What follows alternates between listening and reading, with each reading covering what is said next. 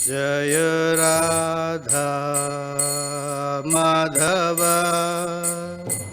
कुंज बिहारी।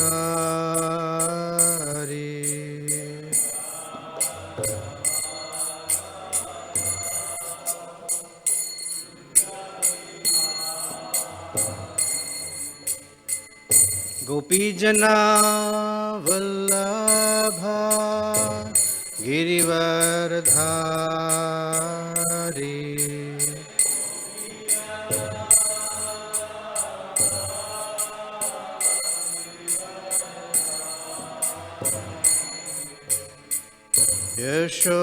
यशोदानंदन व्रज जनरंजना।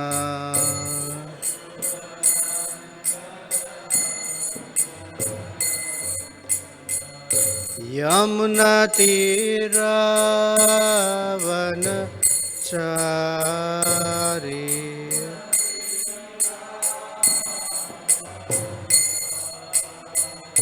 यमुना तीरावनचारी।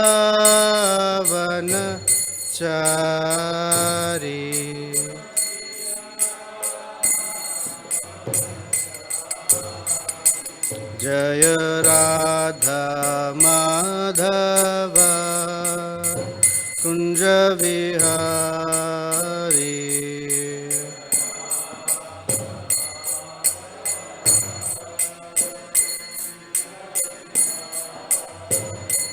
जय गोपी जनवल्लभ गिरिवरधारी।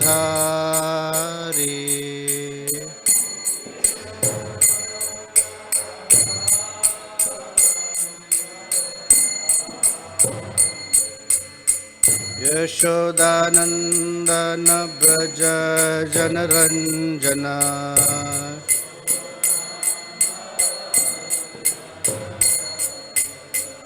यमुना तीरावनचारी।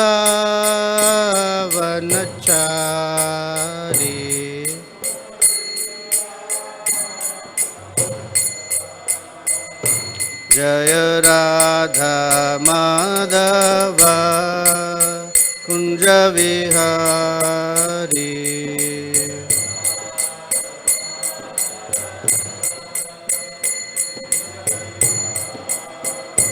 जय राधा माधव कुंज विहारी।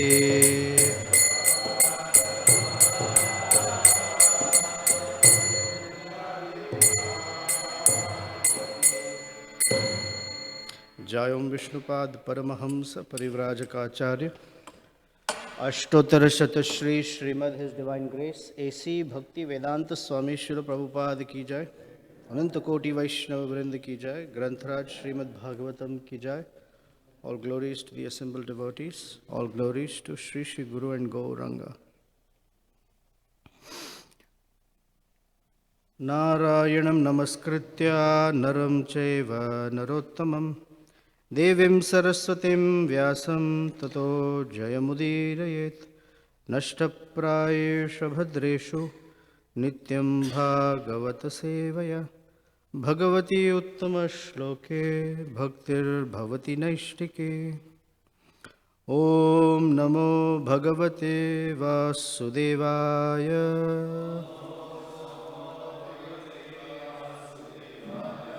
ओम नमो भगवते वासुदेवाय।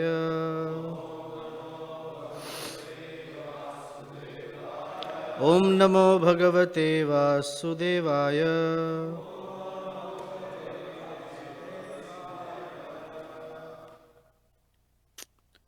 Canto 9, Chapter 4, texts 15 and 16. They're together, so we're going to do text 15. Shri Shuka Uvacha Ambarisho Mahabhagaha Saptadvipa Vatim Mahim Avyayam cha Shriyam Labdhva Vibhavam Chatulam Bhuvi Ambarisho Mahabhaga सप्तद्वीपावतीं महीं अव्ययां च श्रियं लब्ध्वा विभवं चातुलं भुवि अम्बरीशो महाभाग सप्तद्वीपावतीं महीं अव्ययां च श्रियं लब्ध्वा विभवं चातुलं भुवि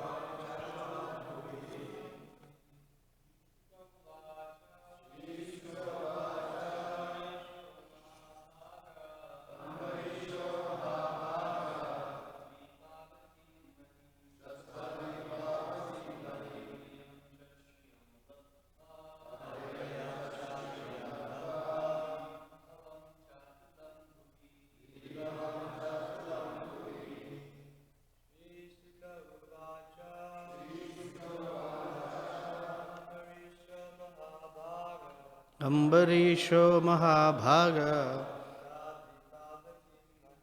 सप्तद्वीपावतीं महीं अव्ययां च श्रियं लब्ध्वा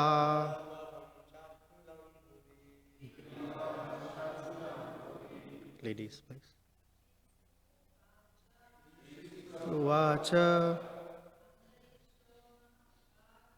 अम्बरीशो महाभाग दीपावतीं महीं अव्ययां च श्रियं लब्ध्वा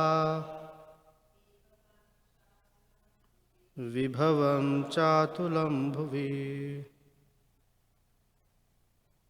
Okay. Shri Shuka Uvacha. Shri Shukadeva Goswami said, Ambarisha, King Ambarisha, Mahabhaga, the greatly fortunate king, Saptadvipavatim, consisting of 7 islands, Mahim, the whole world, Avyayam cha, and inexhaustible, Shriyam, beauty, Labdhva, after achieving, Vibhavam cha, and opulences, Atulam, unlimited, Bhuvi, in this earth. The next, if you have the phones, follow along. Mene, he decided. Ati durlabham, which is rarely obtained. Pumsam, of many persons. Sarvam, everything he had obtained. Tat, that which. Swapna samstutam, as if imagined in a dream. Vidwan, completely understanding. Vibhava nirvanam, the annihilation of that opulence. Tamaha, ignorance. Vishati, fallen into. Yat, because of which. Human, a person. Translation and purport by Srila Prabhupada ki jai.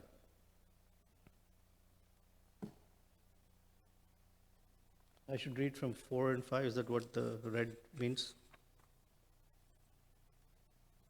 So going back to texts 4.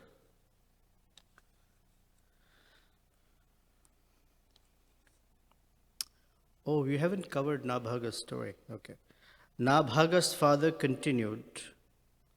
You know what he's saying, right? The situation. I'll explain for those who are new. Go to those great souls and describe two Vedic hymns pertaining to Vaishvadeva.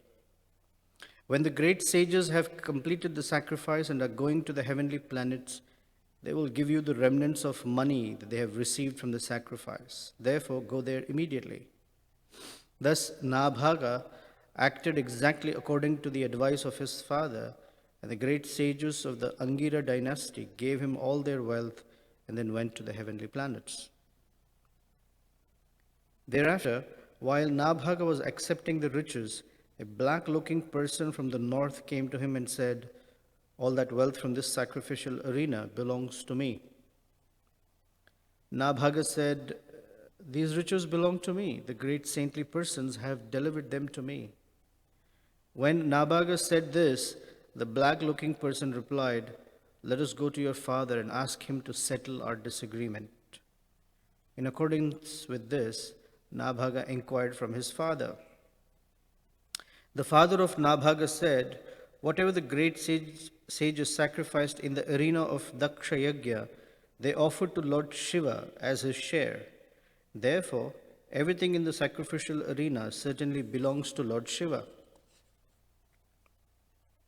Thereupon, after offering obeisances to Lord Shiva, Nabhaga said, "O worshipable Lord, everything in this arena of sacrifice is yours. This is the assertion of my father. Now with great respect, I bow my head before you, begging your mercy." Lord Shiva said, "Whatever your father has said is the truth, and you also are speaking the same truth. Therefore, I, who know the Vedic mantras, shall explain transcendental knowledge to you." Lord Shiva said, "Now you may take all the wealth remaining from the sacrifice, for I give it to you." After saying this, Lord Shiva, who is the most adherent to the religious principles, disappeared from that place. If one hears and chants or remembers this narration in the morning and evening with great attention, he certainly becomes learned, experienced in understanding the Vedic hymns, and expert in self-realization. From Nabhaga, Maharaj Ambarisa took birth. Maharaj Ambarish was an exalted devotee, celebrated for his great merits. Although he was cursed by an infallible Brahmana, the curse could not touch him. King Parikshit inquired, "O great personality, Maharaj Ambarish was certainly most exalted and meritorious in character. I wish to hear about him. How surprising is it that the curse of a Brahmana, which is insurmountable, could not act upon him?" Shukadeva Goswami said, Maharaj Ambarish, the most fortunate personality, achieved the rule of the entire world consisting of 7 islands and achieved inexhaustible, unlimited opulence and prosperity on earth. Although such a position is rarely obtained, Maharaj Ambarish did not care for it at all, for he knew very well that all such opulence is material. Like that which is imagined in a dream, such opulence will ultimately be destroyed. The king knew that any non-devotee who attains such opulence merges increasingly into material modes of darkness. Purport. For a devotee, material opulence is insignificant, whereas for a non-devotee, material opulence is the cause of increasing bondage. For a devotee knows that anything material is temporary, whereas a non-devotee regards the temporary so-called happiness as everything and forgets the path of self-realization. Thus, for the non-devotee, material opulence is a disqualification for spiritual advancement. Om Ajnanatimirandasya Jnananjana Shalakaya Chakshur Unmilitam Yena Tasmai Shri Gurave Namaha Shri Chaitanya Manobhishtam Sthapitam Yena Bhutale Swayam Rupa Kadamahyam Dadati Swapadantikam Vancha Kalpatarubhyascha Kripa Sindhubhya Evacha Patitanam Pavanebhyo Vaishnavebhyo Namo Namaha Shri Krishna Chaitanya Prabhu Nityananda Shri Advaita Gadadhara Shrivas Adi Gaura Bhakta Vrinda Hare Krishna, Krishna Krishna, Hare Hare, Hare Rama, Rama Rama, Hare Hare.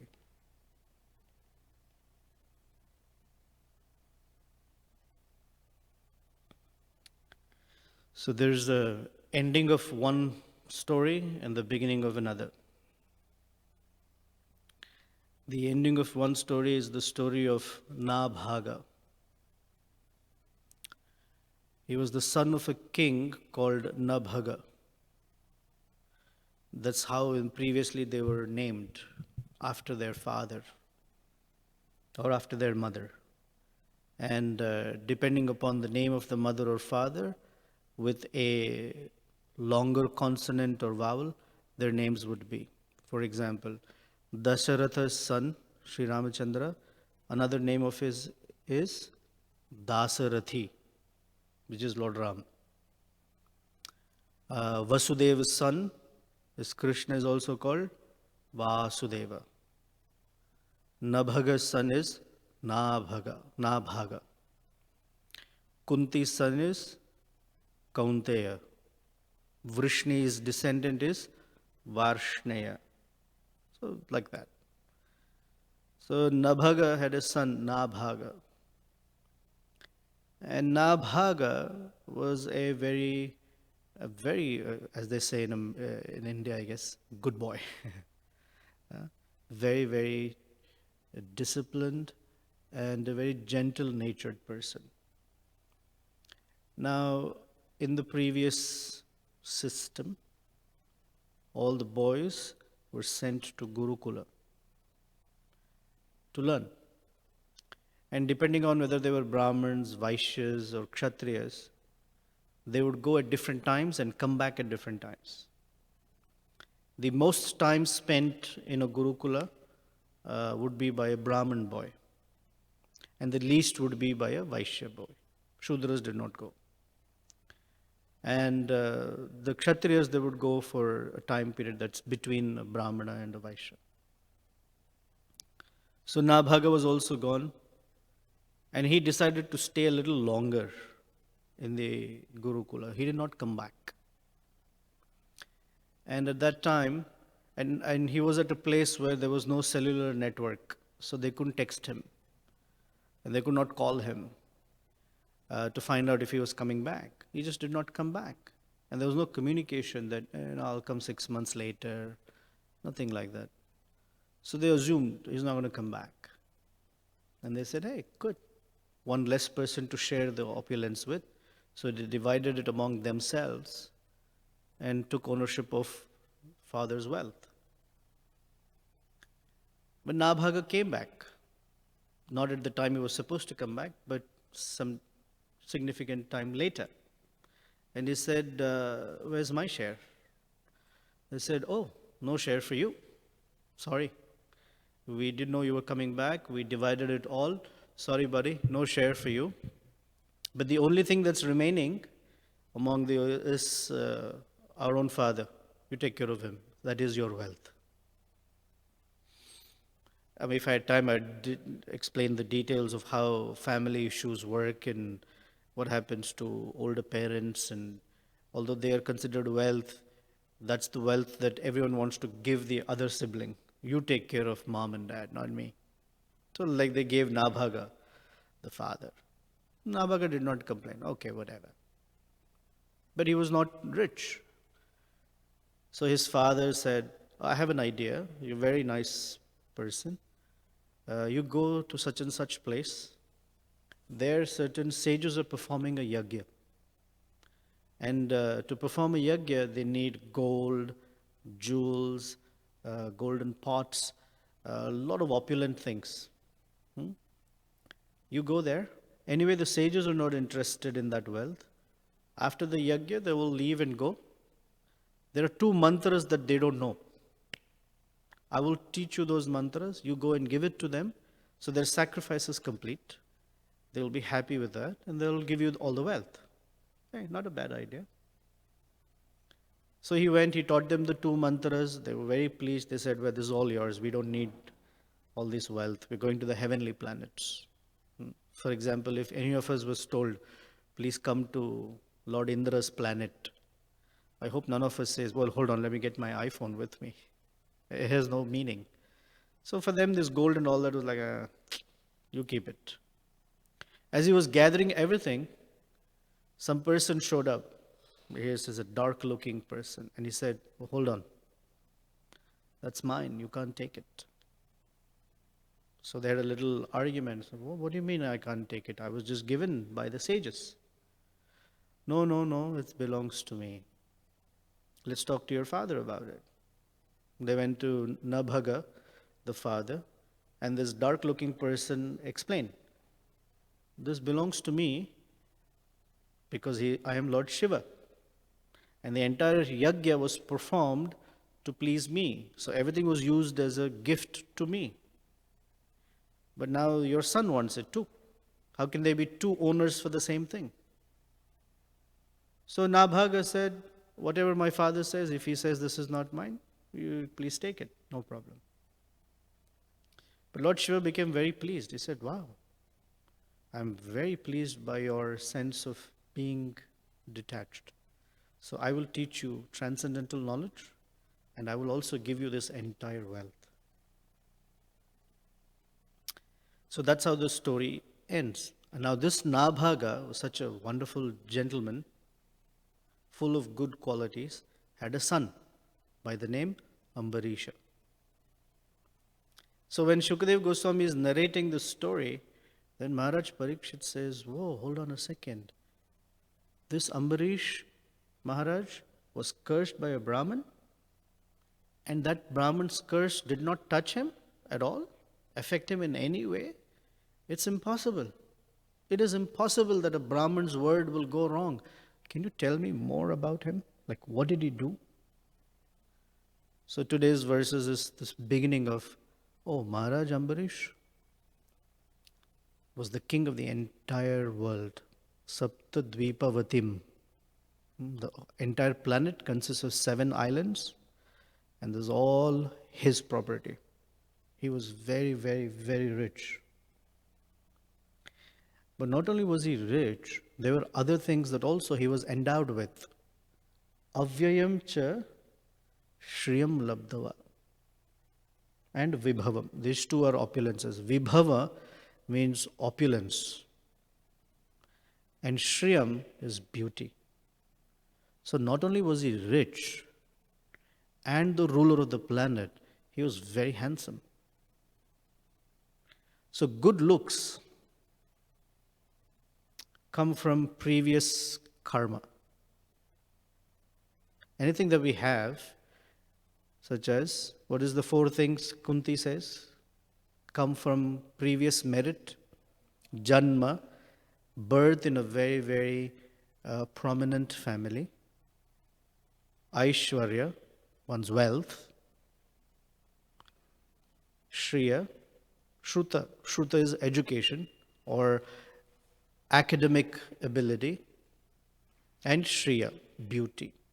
These things come as a gift of previous karmic activity. So when we see someone who's very rich, very good looking, very educated, or born in a very, very famous family, then we say they're very pious or they have great karmic credits from previous lives. So Maharaj Ambarish had all of this. But in addition to all of this, he had one more quality.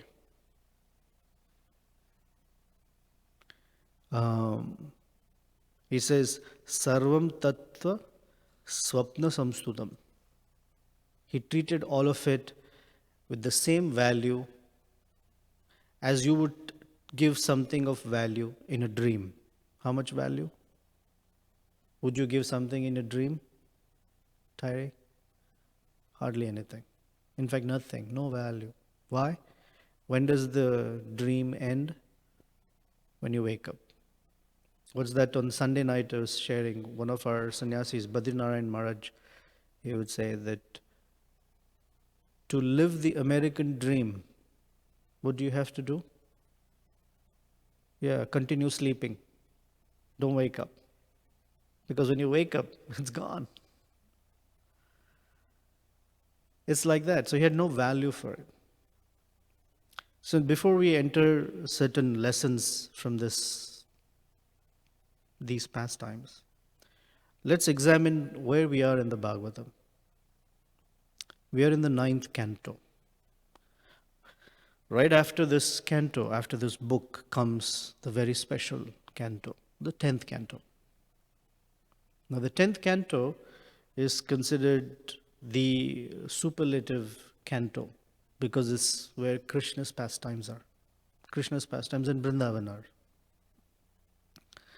Now, in order to reach those pastimes, Vyasadeva takes us through a whole series or a whole 9 cantos prior to that for a reason. There needs to be something within us to be able to appreciate the 10th canto. Yes, eagerness is definitely it, but something else in addition to that eagerness, certain qualities. You know the 10 subject matters of the Bhagavatam? Any Mahapuran has to have these 10 subject matters. There's a verse in the 2nd canto. Atha sarga, visarga, poshanam, uta, manvantara, ishanukatha, nirodha, mukti, and 2 more. Ashraya and Atha sarga, visarga, anyway, I'm forgetting one. There are 9 subject matters. The 9th canto specifically is the canto, when read properly and assimilated properly, should bring a mukti, should bring about detachment within a person, because it is nirodha mukti. So nirodha means to stop, the stoppage of materialistic desires and materialistic activities. Now you see, Manvantara and Ishanukatha are following through entire 9 cantos. Manvantara means all the descendants of Manu. We've been reading, right? In such and such yuga, this Manu, then that Manu, then this Manu, and that Manu. 14 Manus. All 14 names have been described. All the demigods that associate with that Manu have been described. Each time whose Indra has been described, right? 8th canto.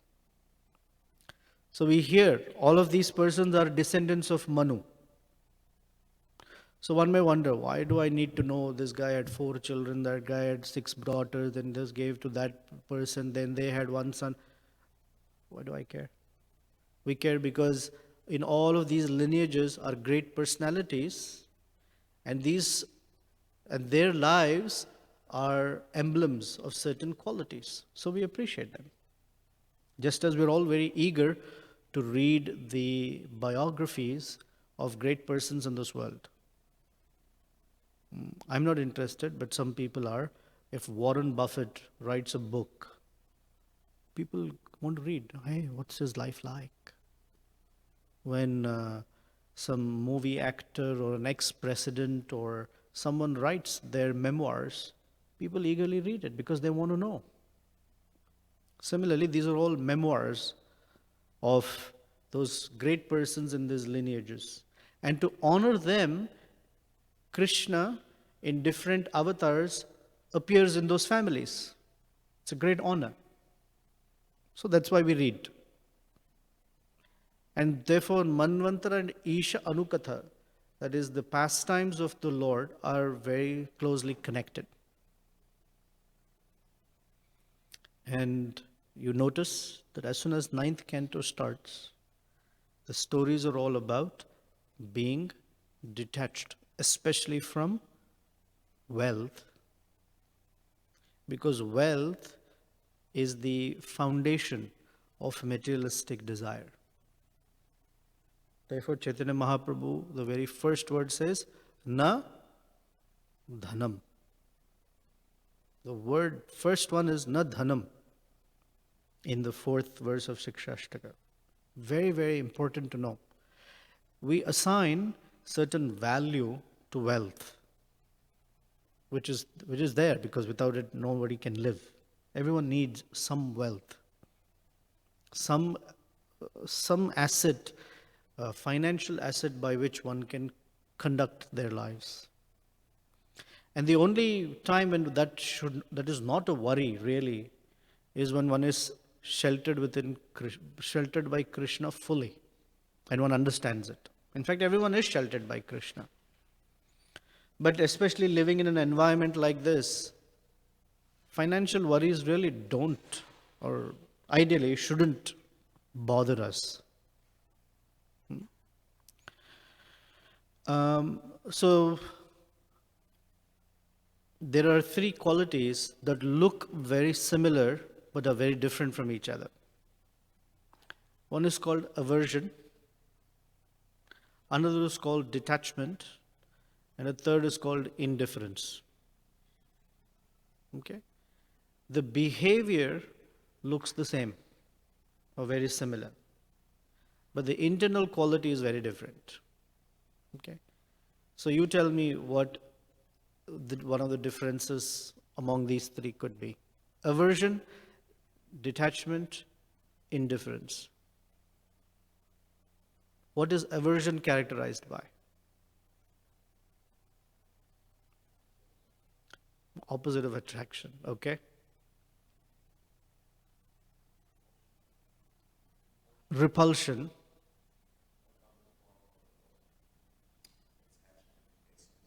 Another form of attachment if you hate someone. Avoidance, okay? It's a stronger avoidance.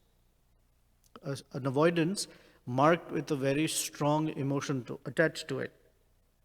That's aversion. Repulsion, abhorrence. Okay? What about indifference? You don't care. Okay? You're not thinking about this or that. So in indifference, the emotions are not attached to it. It's there, really don't care about it. For example, we're walking on the street, there is a billboard about smoking or beer or anything. For us, it's indifferent. Whether it exists or not is not even something we care about. It has no context to us. Or mortgage at 4%, whatever. We're indifferent to it. It's not like we are averse to it. Oh, I should not look at the mortgage board, because if I look at it, I might want to buy a home. Aversion is where one is aware, but in a very emotional way wants to avoid it. Especially young brahmacharis, when it comes to the topic of women or wealth or things like that. A young, immature version is, oh, there is a woman, that is Maya. If I look at her, then I will fall down. But the whole time, the mind is on the woman. There were I've said this story, but I'll tell you again. There were two brahmacharis who were traveling from one village to another. And I was traveling through, it just happened to be that they came to a village where there was a young girl, a young woman, who was standing at the edge of a well, about to jump in and commit suicide. And when they saw it, one of the brahmacharis ran, held the woman by her waist, brought her down, and told her, "What are you doing?" And then gave her a little Bhagavad Gita class and somehow avoided her from committing suicide. And they went on, moving from one village to another. And 2 days later, the first one noticed that the second brahmachari was very disturbed. He's like being very, abrasive and sort of not cooperative. So he asked him, "What's wrong?" He said, "I'm very upset with you." "Why? What have I done?" 2 days ago, as brahmacharis, we're not supposed to contact women. Forget about touching them, not even talking, But she was standing there, such a pretty woman. You carried her by, you held her by her waist, you carried her down, you spent so much time talking to her. So I don't like it. So the first one said, well, I carried her for 2 seconds. You've been carrying her for 2 days. So the aversion is such that the object that we are averse to stays with us for a very long time. And we're consciously avoiding it. Oh, I don't want to think about it. But we're constantly thinking about it. That's aversion. As rightly said, it's the flip side of attachment. Because that object is within our object or person is within our consciousness fully. And indifference is that the heart is very cold. So when the heart is very cold, as there are some renunciates who are very indifferent, with a cold heart, you cannot help anyone. That is why Rupa Goswami says in Nectar of Devotion that those who are renounced without devotion, they're very hard-hearted. That hard-heartedness is when they see suffering, it doesn't touch them. When they see people suffering, when they see whatever people are going through physically and mentally, they don't care. It doesn't bother them. Right? Is there a reference in Prahlad Maharaja's prayers about it? Yes. Prahlad Maharaj says, Prayena Deva Munaya Maunam Charanti Vijane Na Parartha Nishta Naitan Vihaya Vimumuksha Eko Nanyam Tudashta Sharanam Brahmato Nupashye. He says, my dear Lord, I am not like those demigods and great sages, Munis, who are only interested in Maunavrata, the vow of silence, and they recede to the Himalayas to just take care of their own salvation. I'm not like that. Prabhupada writes, I want to be in the city to help the fools and rascals who have turned their face away from you. Because they don't understand that the cause of suffering is because they don't have your shelter. So today we're going to wanderlust. So there are many persons who come there who are semi-detached, averse, perhaps indifferent, etc. We might wonder why we are going there. Not only is it an opportunity to distribute books and distribute the holy name, but it is our mandate by our founder Acharya and all the other Acharyas before him that our heart should move, we should feel something when we see others misdirected, lost, or in lust, or in the dust, whatever, however they are, that our heart should feel some movement. Oh, just the way I have been benefited by someone's grace, can I be an instrument of that grace into someone else's life? Not that I'm going to make a change in anyone. I don't have the capacity. But can I be a tiny instrument? Can I be an insignificant instrument? That movement of heart is the quality of a devotee. And unless one feels that one has received it, one can't give it. And in this stories, we hear about Nabhaga. He didn't get his share. But okay. And not only did he not get his share, he got his aged father to take care of. Okay. And then when he got all the wealth, Lord Shiva said, oh, by the way, that's mine. Okay. I'll give you all the wealth. Okay. So whether it's there or not there, that doesn't characterize the person's character, if you will. It's called detachment. Now there's another thing about detachment. That a person doesn't covet those things, but can use them freely for Krishna's service. This is detachment. And it's shown by Maharaja Ambarisa, the son of Nabhaga. He had wealth such that he was the emperor of the 3 worlds. Emperor of the 7 islands, had unlimited wealth. It says avyayam. Avyaya means his treasury never reduces.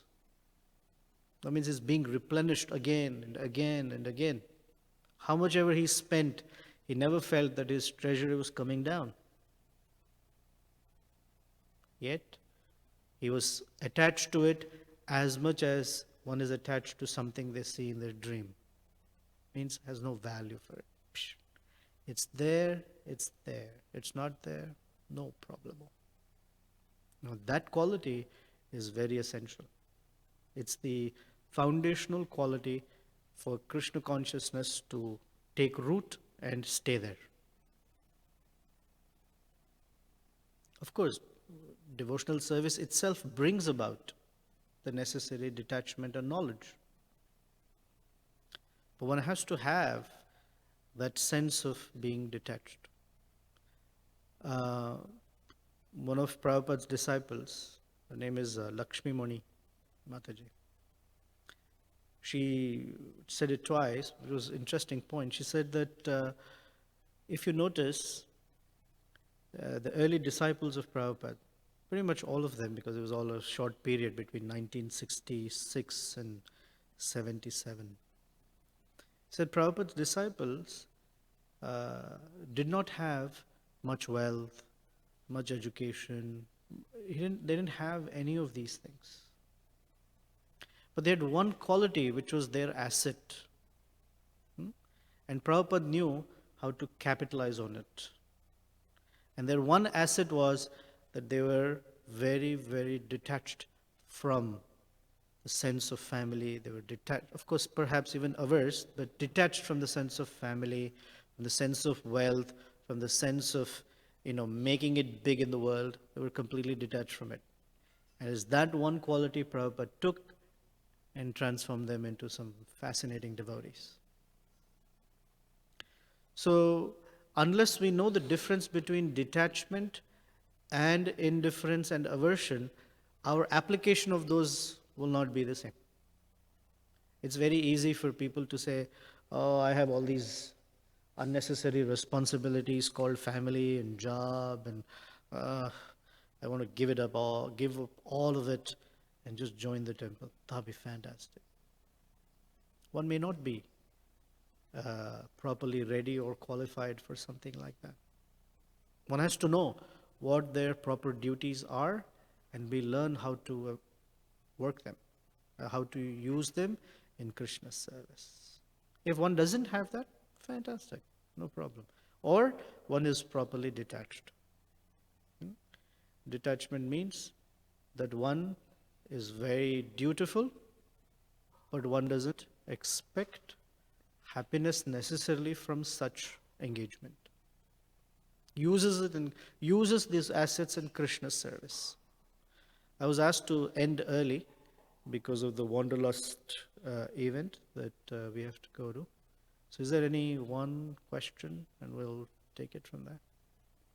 I wish I could give a deeper dive into detachment. It is a very beautiful quality that has many facets to it. Perhaps another time I could detail out detachment. Did you have a question too? Mataji, did you raise your hand? No. Hare Krishna, Prabhu. Thank you for your class. You were mentioning aversion. In chapter 2, verse 70 of the Gita, it says, if our spirituality is as deep as the ocean, then even when rivers of material desires are flowing in our consciousness, then we're not overwhelmed. But the problem is that it's not like we have a choice kind of whether our spirituality is deep or not. That's Krishna's mercy. Like Ambarish, we could put on a show like Ambarish and act like we're detached, but internally we're like Durvasa Muni. So what are some steps we could do to maximize Krishna giving us that mercy? Well, just notice how Ambarish responds when he's cursed to die and a big demon comes running to kill him. That's the final test. So externally, one may seem so detached and all of that, but it's when one is tested, how does one respond? Because any quality is only manifested when it's tested. Otherwise, you don't see it. right? You don't see a devotee's humility unless that quality is tested by someone. Any situation where such and such quality has to be tested, that's what comes out. Ambarish's super detachment is going to be manifest very soon. So unless that, and we are all tested every moment, and that test will bring out what's inside for not only us but everyone to see. Oh. In fact, others see it a lot quicker than we see it ourselves. Isn't it true? Everyone else can see what is the need for our improvement. We're the last ones to know about it. And when we know about, oh, okay, I need to work on this. Fine. But everyone else can see. So like that, Ambarish, our qualities are very visible.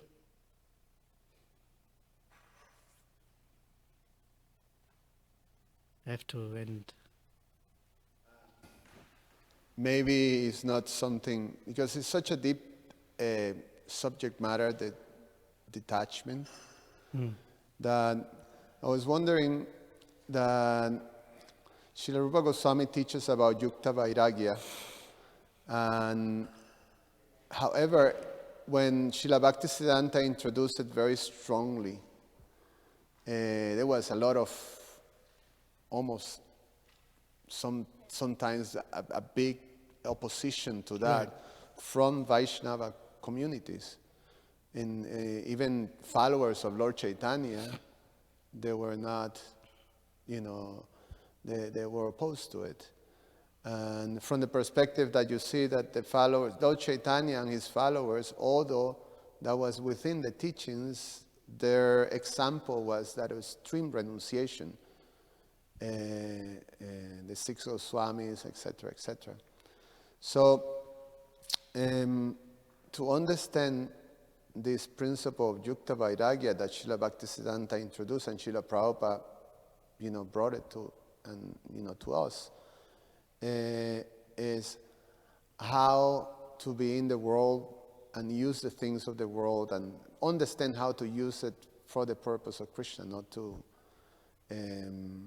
So there's always this almost tension to be able to take those things that you in general were attached to and sort of detach yourself and then direct it to Krishna. It's almost more difficult to do. It is. In that verse, Yukta Vairagya, because Yukta is the opposite meaning of Vairagya. So Yukta Vairagya is the tension. There is a qualifier for that tension. Yata Arham. Yatarham. Yatarham means according to one's qualification. If we forget that, then we find ourselves highly at risk that instead of Yukta Vairagya, or in the name of Yukta Vairagya, we're only Yukta. There's no Vairagya. That means when we take on something greater than or outside of our needs of the service, then we are outside the qualification and then we stand at risk. So Chaitanya Mahaprabhu's followers, while there are examples of Rupa, Sanatan and all the six Goswamis, there are also the examples of them in those situations and undisturbed. Rupa and Sanatan, for example. Or Ramananda Rai, for example. Or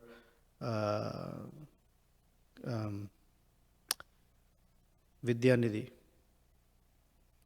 There are examples of Lord Chaitanya like that, or followers of Lord Chaitanya. Yudhishthira Maharaj, etc.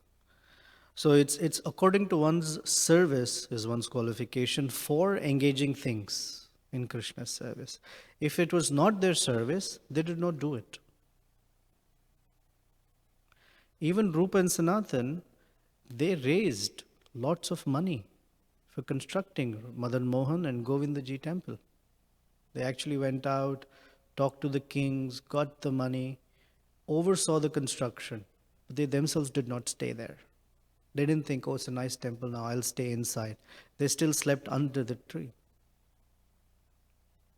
They had a lot of wealth that came their way because they knew all these people from their previous lifestyle. They knew people, powerful people on the planet, on the land at that time. But they didn't take it. They constructed Govindaji temple, Madan Mohan temple, etc. Like that. Even Gopal Bhatta Goswami, who came from a super Brahmin family, quite wealthy by normal standards, but when it came to the dressing and puja of Radharaman, Dev, he went all out. But he himself did not take those. But that was their qualification. Then there is the Sarvabhauma Bhattacharyas, and then there is the Pundarika Vidyanidhi, and all of them who lived in palatial places, but very detached from it. But there was their service. Ramananda Rai was the governor. Bhaktivinoda Thakur was the magistrate. That's okay. So it's according to one's service and qualification. In one service, you have a lot of money. In other service, if that changes and doesn't need. So yatarham is that key operating word in that verse. And that should be clear. Okay. Thank you very much. Srila Prabhupada ki jai. Srimad Bhagavatam ki jai.